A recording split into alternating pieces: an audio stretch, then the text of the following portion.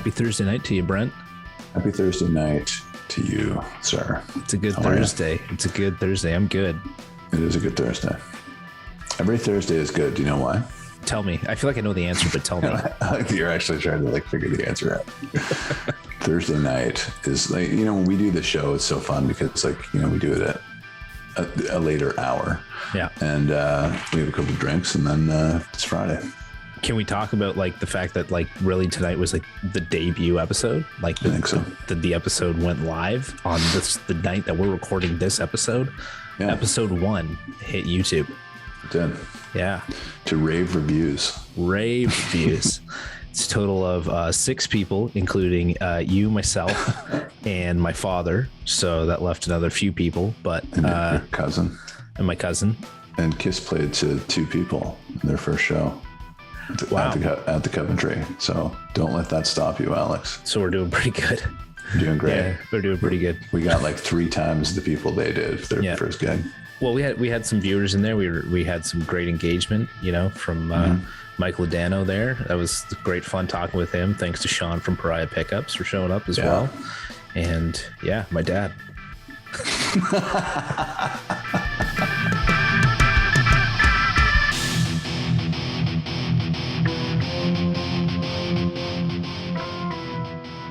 You are indoctrinating me into the Deep Purple.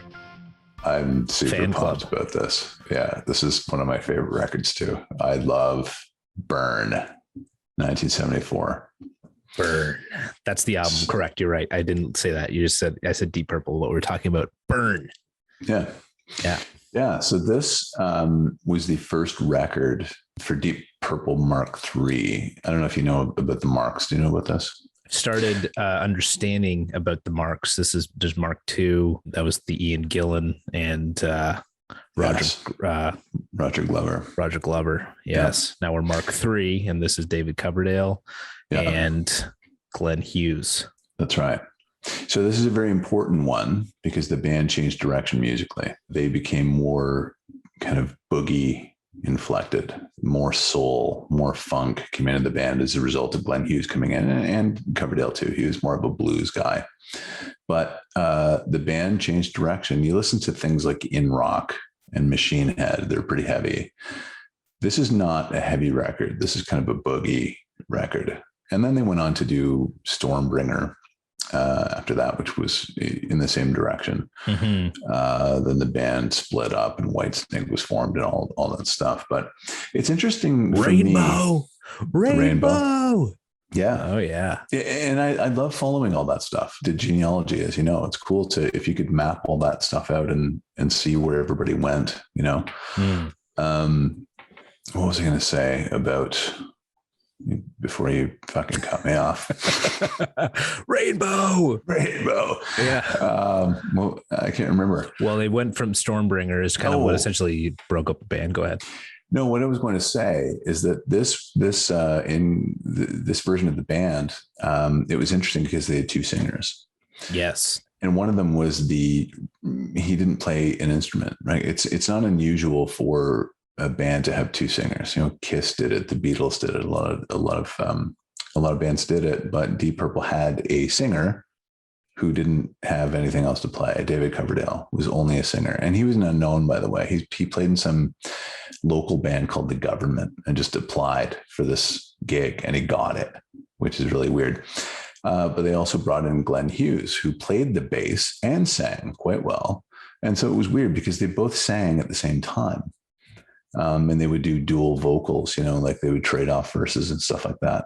And, that comes up like Sail Away. We'll get into this stuff later, but very unusual to have a band, have 2 vocalists, one being the primary vocalist and the other one just kind of being, a singer and a bass player.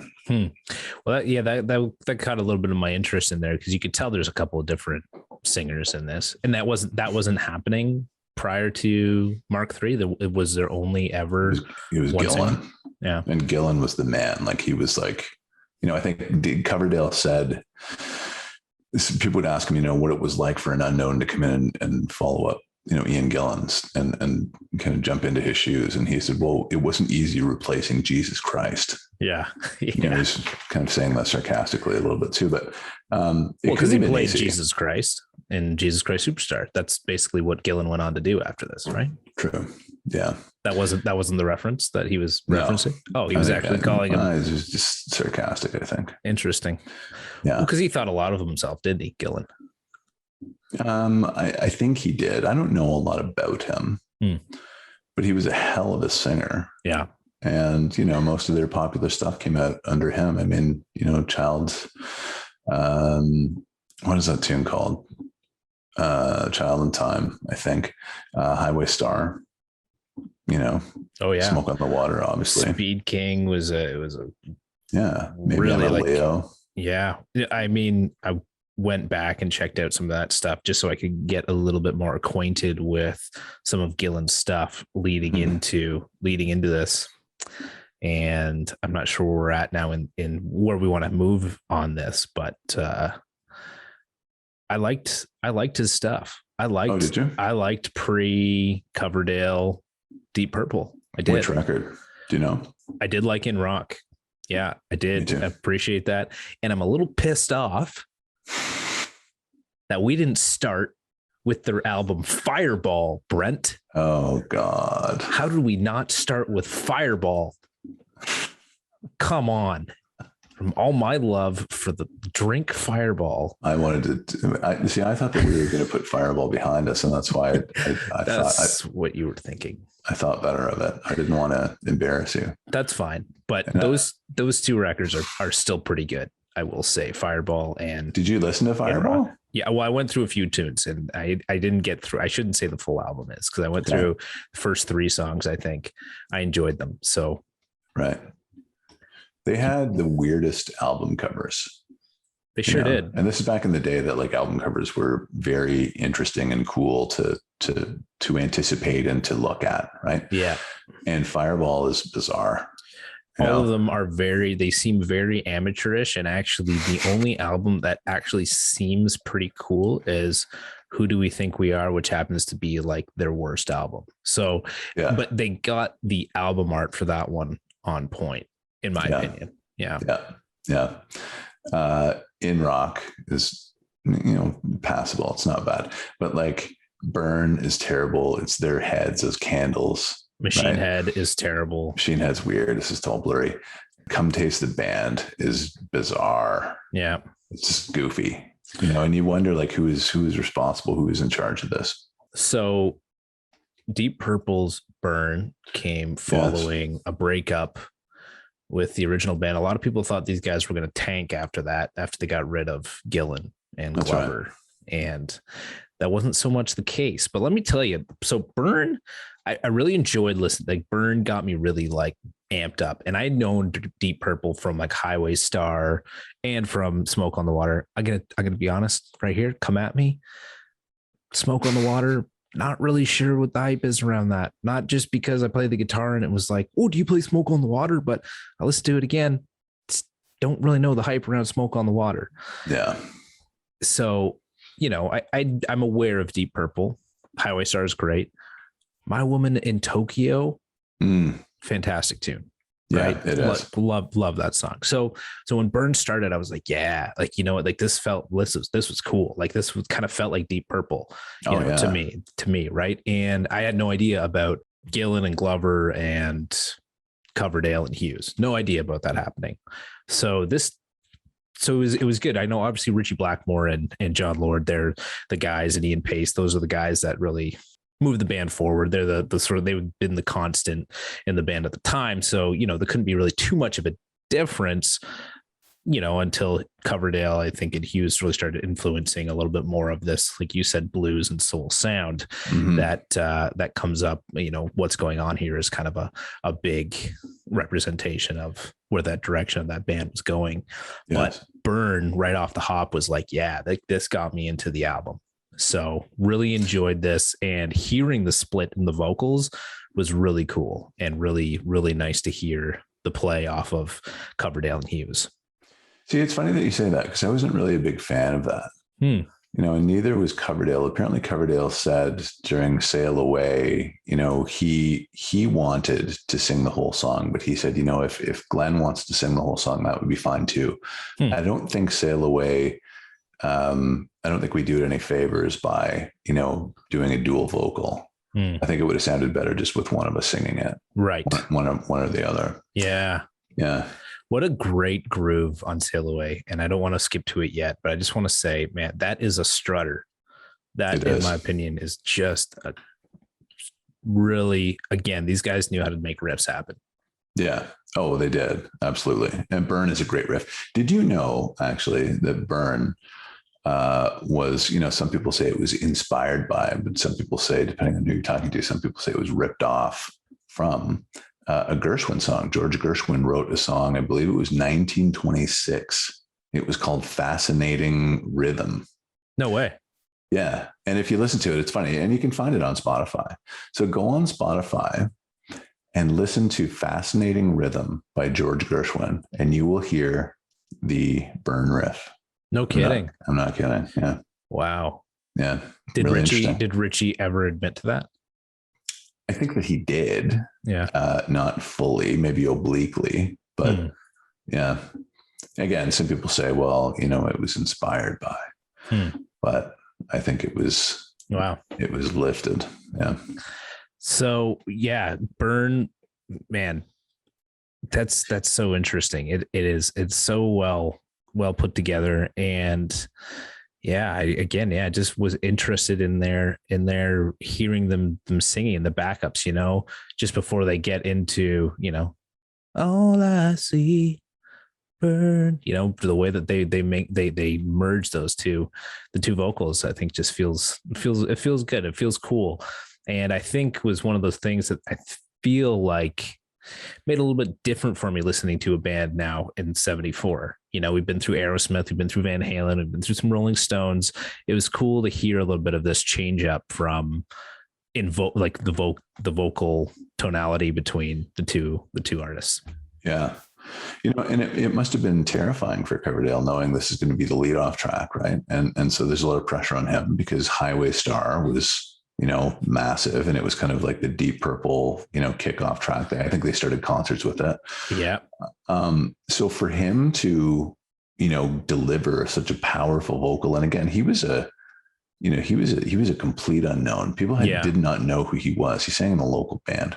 Mm-hmm. So for him to, just knock it out like that, and it's a powerful vocal, that first verse. For sure. Right. And I mean, oh yeah.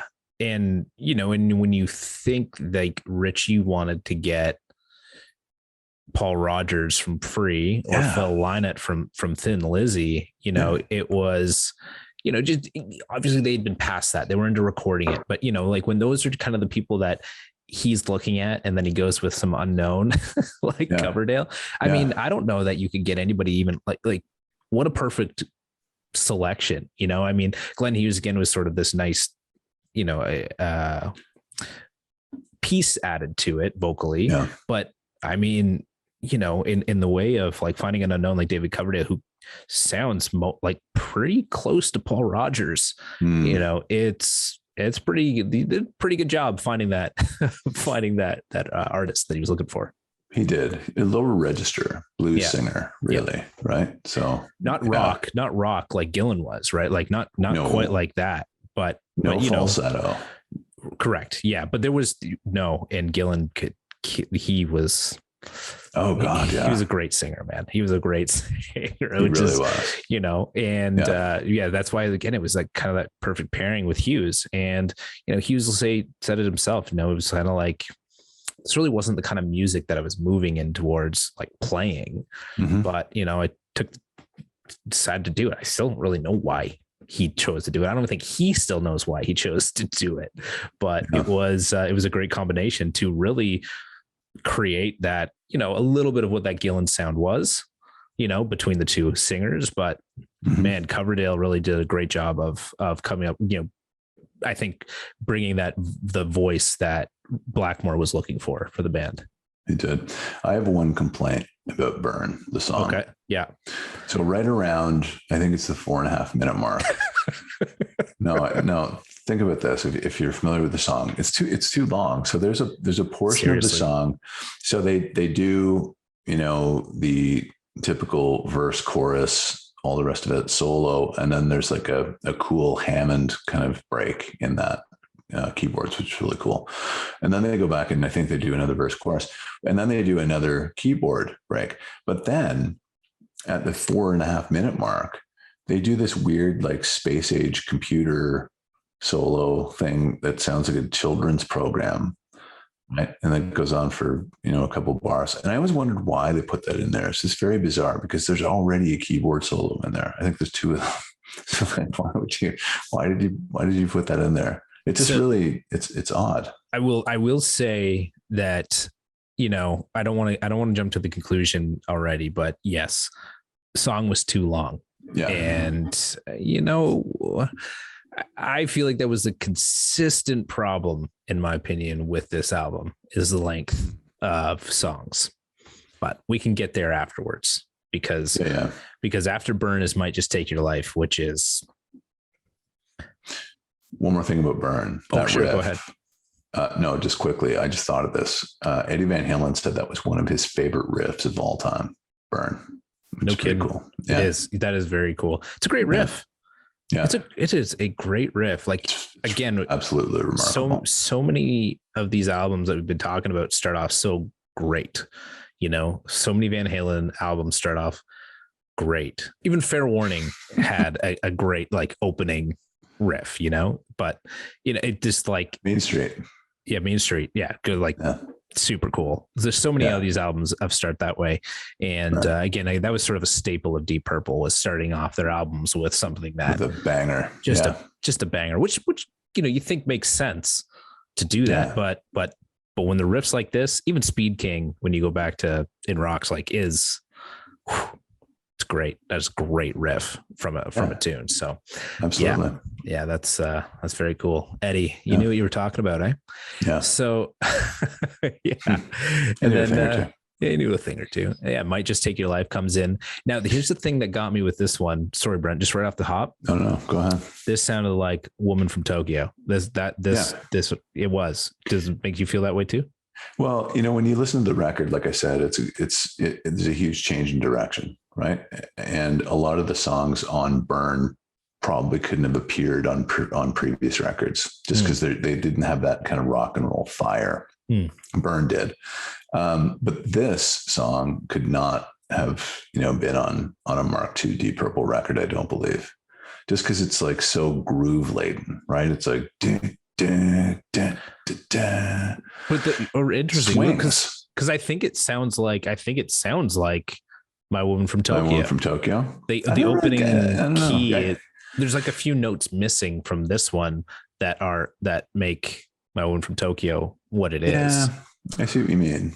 It just sounds different to me because I don't know. It's like that big Hammond sound from John Lord. You know what I mean? I get what you're saying, but maybe it takes some time. It takes some time to get to the keys in My Woman from Tokyo. It takes some time to get to that one, whereas this one starts off right with it.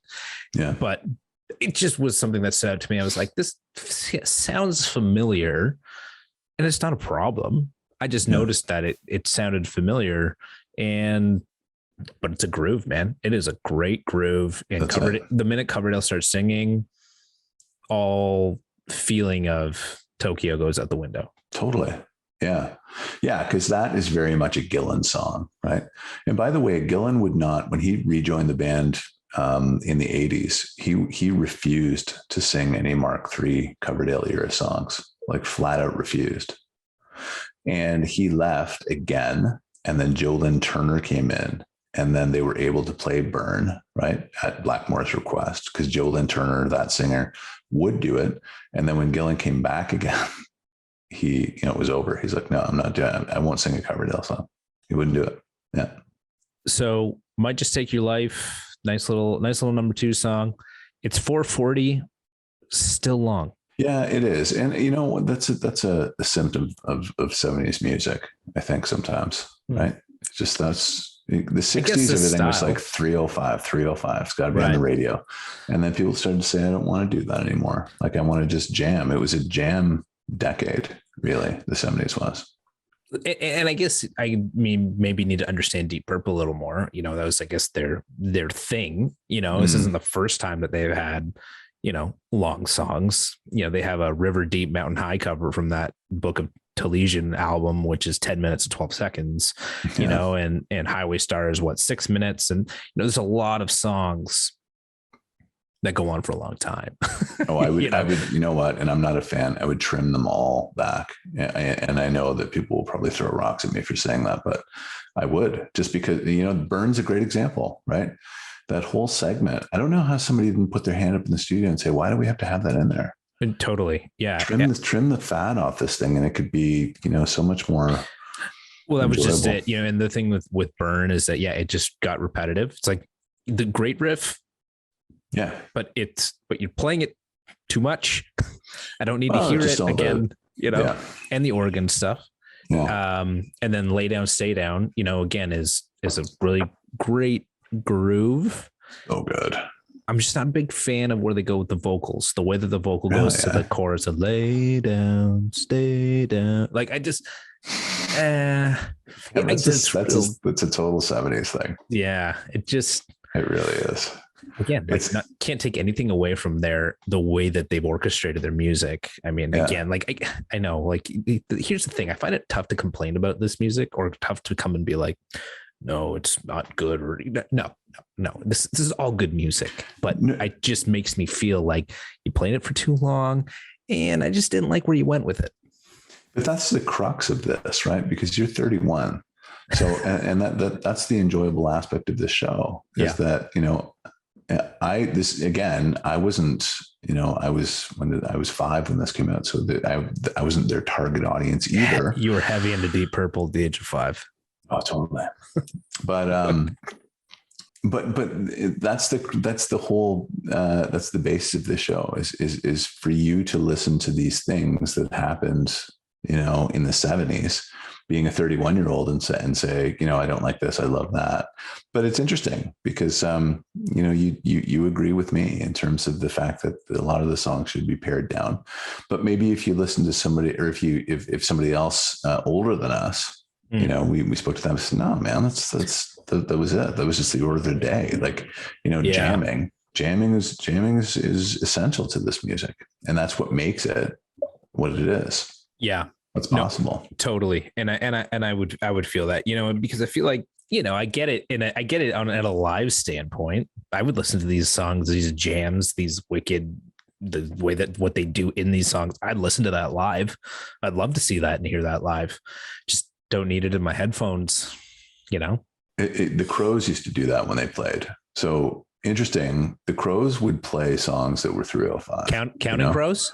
No. The Black Crows. Are you all right? Yeah, I'm fine. I just wanted to make sure I picked the right Crows. The black ones. Okay. Haven't listened to them. Oh, yeah, you've never heard of the Black Crows? So haven't heard of them. Sorry. Go on. Are you serious? Yeah. You've never listened to the Black Crows? I mean, maybe I've heard a song if it came on, but I couldn't be like, this is a Black Crows tune and tell you what it is. Wow. See, mistake on my part. I just assumed that you were fully versed in Black Crows. You know what happens when you assume, Brent? Yeah, I do. Oh, that's an old one. Okay, go on. So maybe, you know, we're gonna have to pull that record out and you're gonna have to listen to it. Hit me with the Crows, man.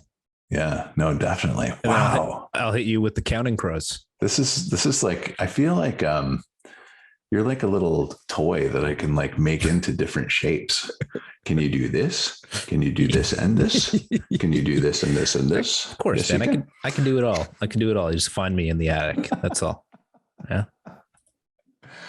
Okay. So, very interesting that you think that lay down, stay down is too long. Yeah, I mean, it's 4:20. I mean, I just feel like this is what the world has done to me. It's like anything over 4 minutes, I'm like, fuck, you know, or even anything over 3.5. I'm okay with 3.5. But yeah, 420, it's got to be good. It's got to be good. And again, I'm not taking anything away from the musicianship or, the way that they've composed the music, but I've just got to, like, I love the way they start. I love the way almost all of these songs start because like I'm just so psyched. And then I just find that by the time I'm like halfway through it, I'm like, Yeah. The thing I like the most about this song is that it's like just a huge drum solo for Ian Pace. He's playing constantly, but he's not, it's weird. He's not overplaying. It's like the whole song is like a drum solo. It's like he's got like 8 hands. He's unbelievable. He's everywhere on the kit at the same time. Like it's crazy. Totally, man. No, it's a good point. Yeah, no, for sure. It's like they're just like, let Ian go on this one. Let's just let him play until he passes out. It's not too much. You hear that a lot and you go, the guy's like way overplaying, but it adds to the song. Well, that was the thing that I really loved about what I've been discovering through some of these tunes, and especially through the 70s, is that they really knew how to complement their instruments with each other, and they really obviously, and I heard somebody say that like Deep Purple's Speed King was sort of like thrash metal before thrash metal was thrash metal, before it was a thing, and obviously that's a taste, right? I'm not knocking anything that has to do with thrash metal, things like that, but like that is very like things fast drums, whereas a lot of this, and like I said with Van Halen and the way that Eddie would complement a lot of the songs and the vocals of Roth's with his little solos and the verses, I just really felt like musicians knew how to do that well. It wasn't just like you're gonna keep rhythm on drums, you're gonna keep rhythm on bass. It's like they kind of found this way to really integrate themselves into the music. There was a certain majesty about it, and not a tradition, but there was a certain way of doing that, and that's that. I really I pay a lot of attention to that when you listen to those old records. And I wonder if other people hear that too, It's not a complaint. It's an observation that music was a lot different back then. Yes. 100%. Yeah. I'm glad you picked up on that. Oh yeah. Thanks. Yeah. I mean, it's hard not to, when you're listening to it, it's hard not to pick up on those pieces. That's how I feel. Cause then Sail Away, like I said, it's just an absolute, you get from Lay Down, Stay Down to an absolute strutter of Sail Away. And, I could argue that eventually a lot of these songs started to sound the same. A lot of them started to blend into each other. Just the way that the organ and everything sort of kind of was always there. It never really felt, I will say, I never really felt like there was a separation actually until, what's going on. It's just like a lot of it felt, it's sort of the first foray, I guess, a little bit into prog, not necessarily the first, but it's a little bit of foray into prog with somehow they composed the music. But, it was, they always had really nice grooves to get things started, really nice riffs. And then they eventually kind of just blended into each other. See, this is where you hear the really great, like funky grooves. This is where you hear kind of the soul and the funk, right? Do, do, do, do, do, do, do. Like the bass. You can hear Glenn Hughes' influence on this song quite a lot in the verses. Yeah. Okay. Yeah. No, that's cool. No, it's good. It's a good point because Sail Away and then You Fool No One and What's Going On. Those are all very, very bluesy, very much a soulful tunes, which is interesting that Blackmore, was not a fan of that, in my opinion. It's very interesting. No, he didn't like it. No, I don't think he did. I don't think he was absolutely in favor of it. Because he was gone after Stormbringer, right? There was this and then Stormbringer, and then he left, and that's essentially how these two albums were. And this is very much, again, what you said, Coverdale and Hughes bringing that style, essence, funk, into it. Yeah. Stormbringer, funk all the way through. Oh, it's absolutely, crazy. Yeah, great record. This one's better though. Burnt's better in my opinion. It is. I found myself getting lost with Stormbringer. Again, cool, but I was not Again, I jumped ahead just to kind of get a feel for what was coming next, to understand why Blackmore was leaving, and nothing, not bad. Again, not bad music, but it just didn't feel like Burn, and didn't really move them forward. No, Burn has more of an immediacy. It punches you, especially the song itself, Burn. Yeah. But also, you Fool No One is just like the way that song starts. And this song is all about Ian Pace. You hear that it's a paradiddle that he plays on the cowbell, and he's playing the bass drum at the same time. So the cowbell and the bass drum are doing a paradiddle, and then he throws a snare drum beat in there. But then when the song starts, it's a quick pace, right?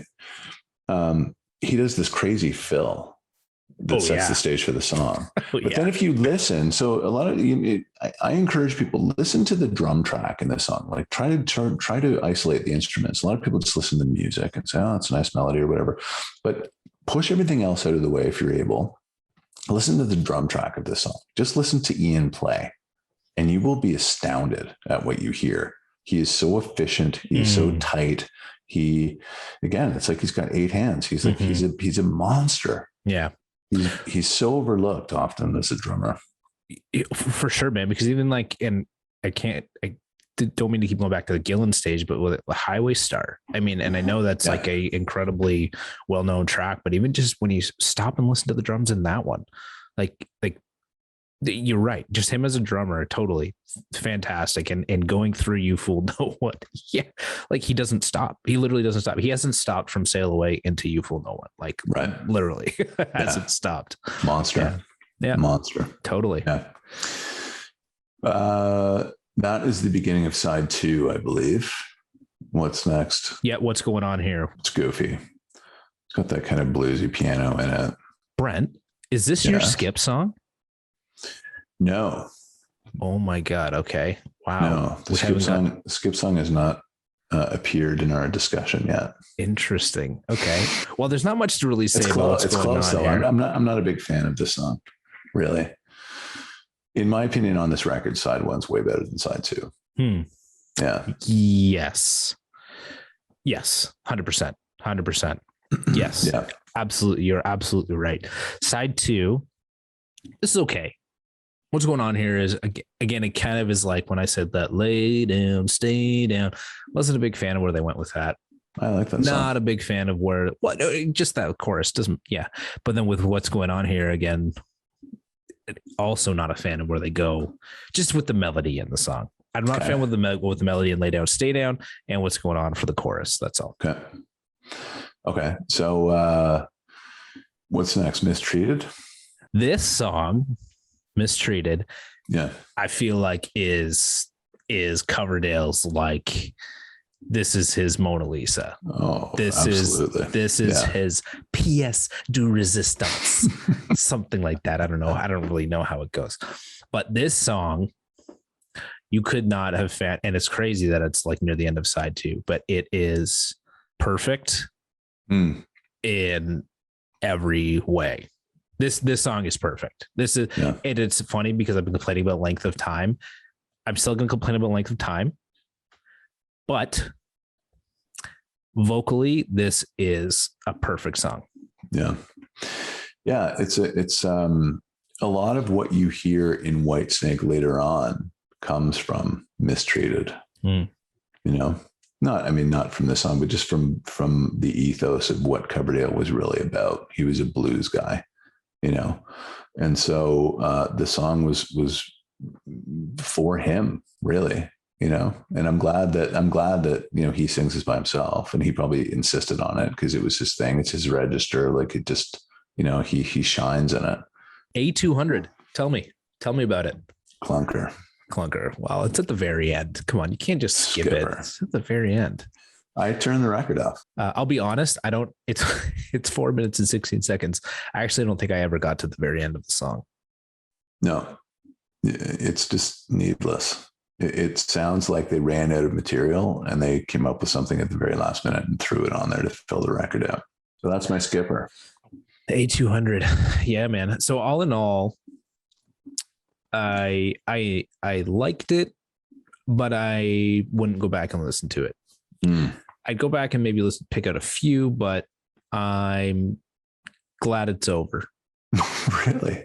See, this is good. I was saying to somebody the other day, I hope that because there will be time, you're not going to love everything. No. Right? So when I take you through these records, I hope that, you say like, I'm not a huge fan of this. And I'm not. I didn't want to jump to that right at the beginning. I guess I could have, but in the end, I appreciate the music, the musicality, and the musicianship, and the talent, obviously, of the band. I mean, they're second to none. They're a great band. I couldn't get into the music like I could, with some Van Halen songs and the Rolling Stones.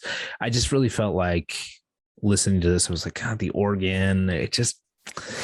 I don't know. I think it sounds nice, because, and there's some songs that actually have like really great keys on it. Like, I actually think What's Going On Here has really nice keys. It's not so organy, right? It's more ragtimey. Yeah, exactly. It's piano-y. It is. It's more piano-y. I think it is a piano. It's on a Hammond, I believe.